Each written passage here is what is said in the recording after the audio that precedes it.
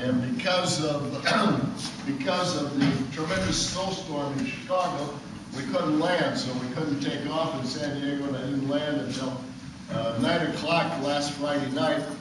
And my plane to Sioux City had already left, so I got on the latest one, which was at 10 o'clock.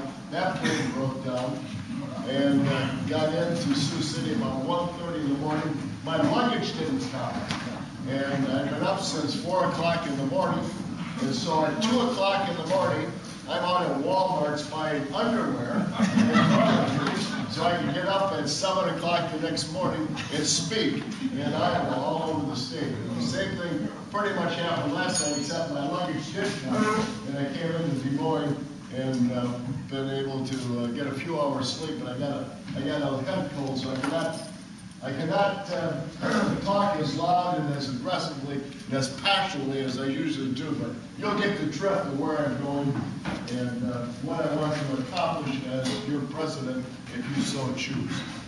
I'm an individual that grew up on a farm, in a farming community.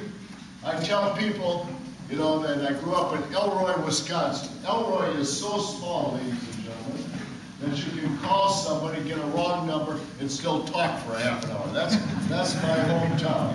And I grew up extremely poor. Went away to the University of Wisconsin, was the only one I could afford. And all I had was 2 shirts and a sweater and a paper bag.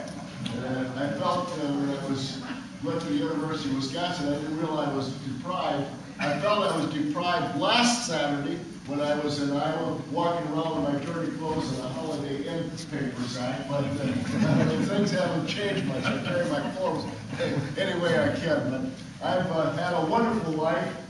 I went away to the University of Wisconsin, won a scholarship my senior year at Madison, and I went out to Washington, D.C. on that scholarship to study politics. And I got out there and I realized I was as smart as those individuals in Washington. I thought I was. And so I came back and went to law school, and I ran for the state assembly when I was 23 years of age. Nobody gave me a chance to win, but I defeated an individual who had been 16 years in the assembly, and I defeated him and went on to serve 20 years. I also practiced law and farmed and was in the Army National Guard. Then I went into the Army Reserves, where I was a captain in the Army Reserve for 10 years. And from there, I decided that the state of Wisconsin was in bad shape. It was, as you got to realize, that Wisconsin, as Nancy will tell you, is a very, very blue liberal state. It's probably as liberal a state as Massachusetts. And I was able to successfully win. Nobody gave me a chance that I could win governor. But I went out and ran and I organized. I went to breakfasts like this, talked to the people, got a chance to meet you, shake your hands, answer your questions, and the people in Wisconsin responded. They elected me in a Democratic state overwhelmingly. Nobody gave me a chance.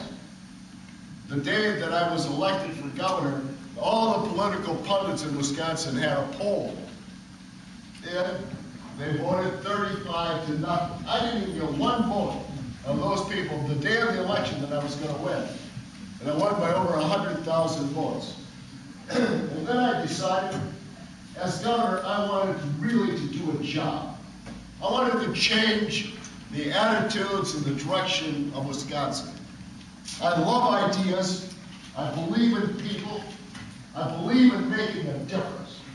And that's why I ran. I ran, and the first thing I wanted to do was change the attitude of Wisconsin. Wisconsin was this very highly taxed state, and the people in Illinois used to make fun of us.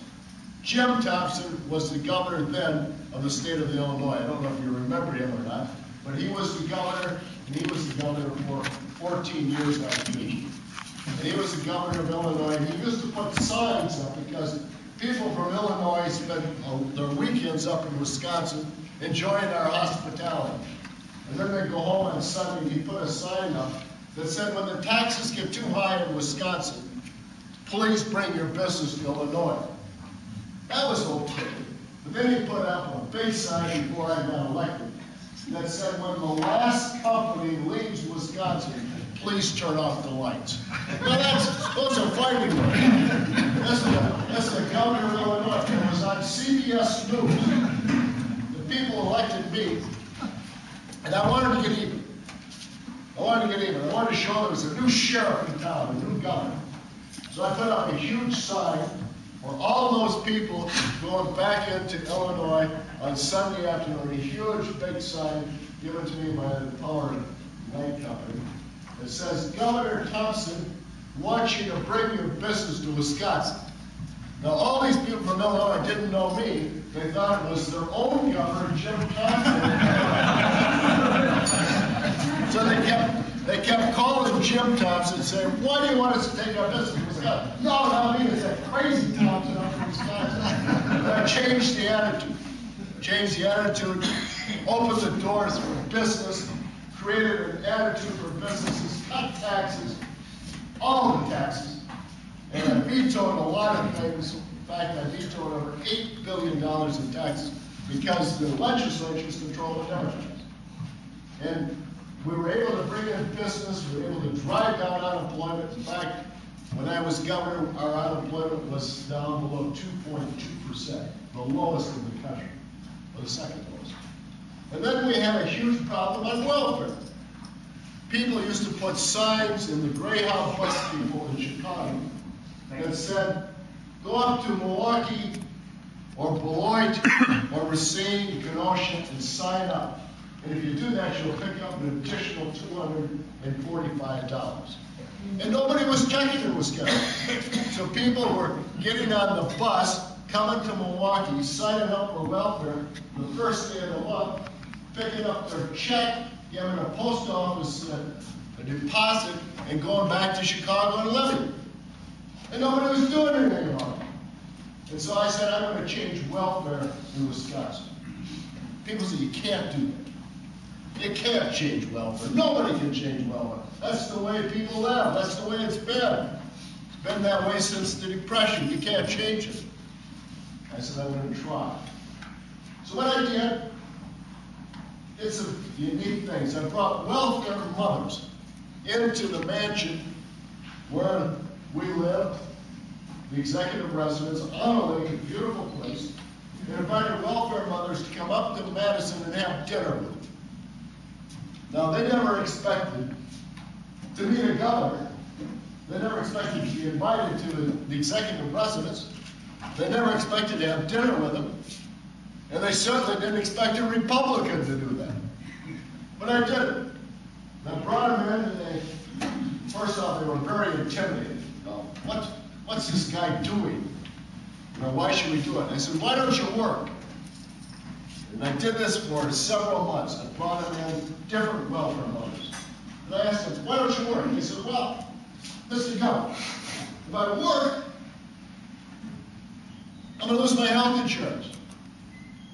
I said, I give you health insurance when you go to work. And they said, yes, but who's going to take care of my kids while I work? And I said, well, I provide you with daycare and health care when you go to work.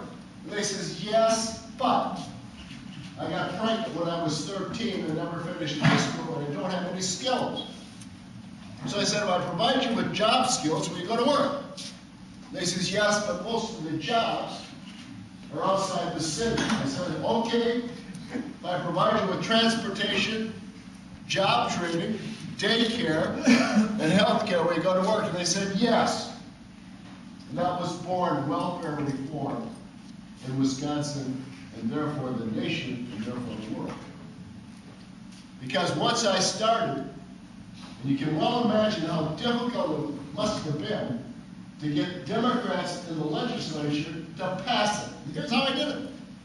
I took the majority leader who was going to run against me for governor, and I appointed him as my cabinet secretary for health. It shook up everybody. And he came in and he ran the program. Then I brought the welfare mothers up to lobby the Democrats, and they got up and said, give me a chance to go to work and get out of poverty. Don't lock me into poverty. We got it passed. You know what happened? As soon as I got it passed and the welfare rolls started going down, And to give you an idea how successful I was, before I finished as governor, the welfare load went down by 93%. 93% of the people that were on welfare when I was governor